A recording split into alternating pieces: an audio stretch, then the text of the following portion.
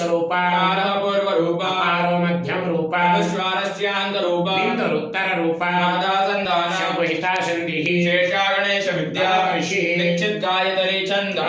देवता ओम गणपतये नमः एकदन्ताय विद्महे वक्रतुंडाय धीमहि तन्नो दन्ति प्रचोदयात् एकदन्तं चतुर्हस्तं पाशुपं कुशधारणं रथं च वरदमस्ते विभ्राणं मुषकध्वजं लंबोदरं शूर्पकर्णकं रक्तवासिषं रक्तगन्धानि युक्ताङ्गं रक्तपुष्पेषु पूजिता मुखम्पिनं देवं जगत्कारणमच्युता आविर्भूतं षट्यादपकृते पुरुषात्परं एवं ध्यायति यो नित्यं सा योगी योगिनामरः नमो गणपतये नमो गणपतये नमः।